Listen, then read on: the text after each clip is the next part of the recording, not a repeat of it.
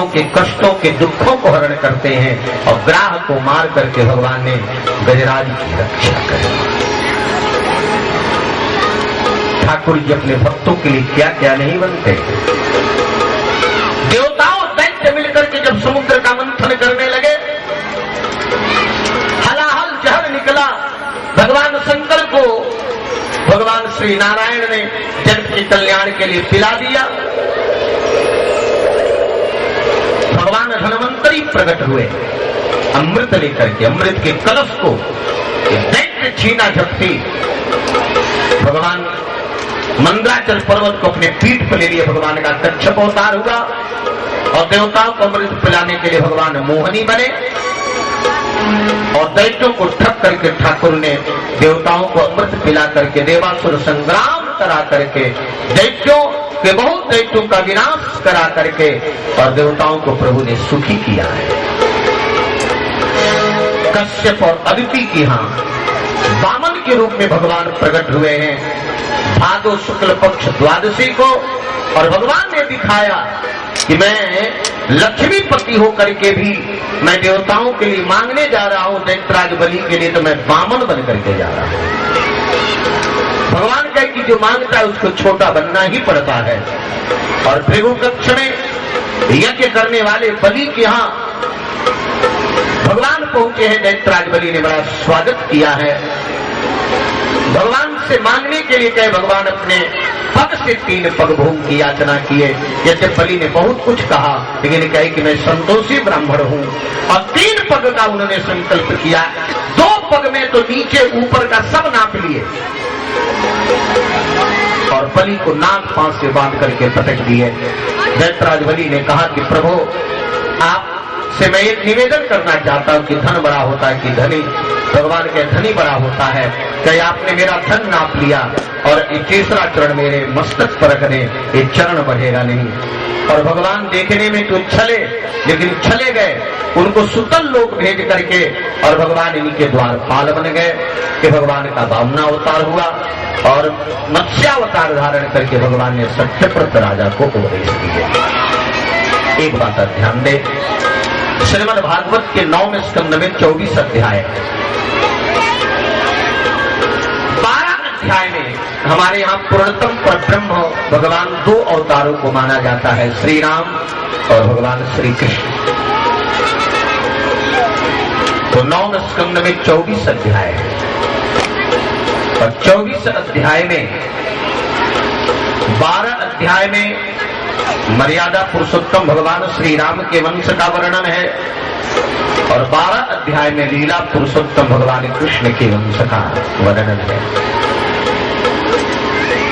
भगवान का वंश सूर्य से चला, इसलिए सूर्य वंश हुआ। ब्रह्मा के भगवान नारायण के अंश से नाभि से ब्रह्मा, ब्रह्मा के पुत्र हुए मरीच, मरीच के हुए कश्यप, कश्यप के हुए विवस्वान, विवस्वान के वैवस्वत मनु हुए। इनके वंश में बड़े बड़े प्रतापी राजा हुए, इक्ष्वाक, सरयात, नरिष्यंत। जिन सरयात की पुत्री सुकन्या का विवाह चौन के साथ हुआ। नवक के पुत्र नाभाग, नाभाग के पुत्र महाराज अम्बरीश, अम्बरीश जी अयोध्या के राजा हुए, चक्रवर्ती राजा। अम्बरीश जी महाराज हरेर मंदिर मार्जना दिशु, अपने हाथ से मंदिर में झाड़ू लगाना, पोछा लगाना।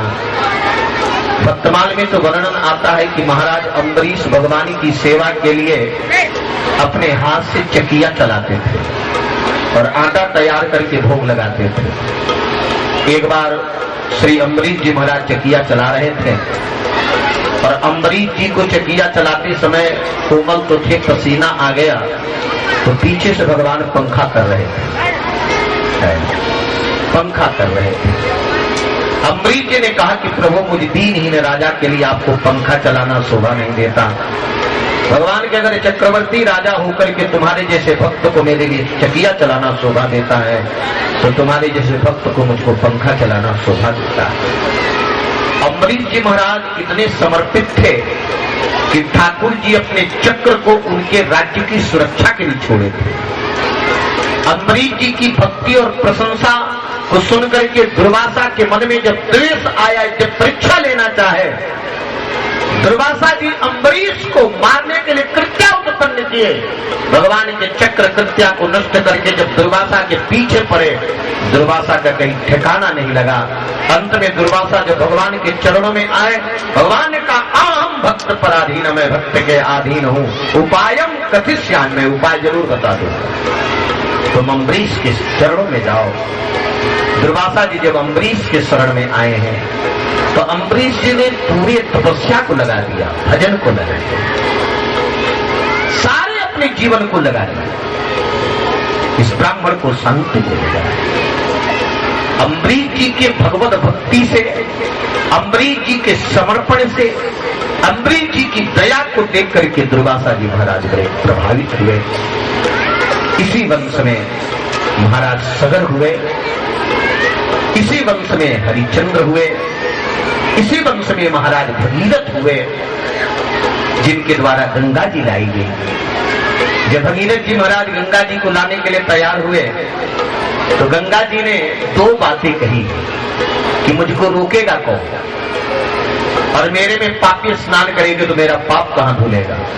गंगा जी ने कहा कि जो संत दिन रात भगवत भजन करते हैं, ऐसे संत स्नान करेंगे तो आप पवित्र हो जाएंगे।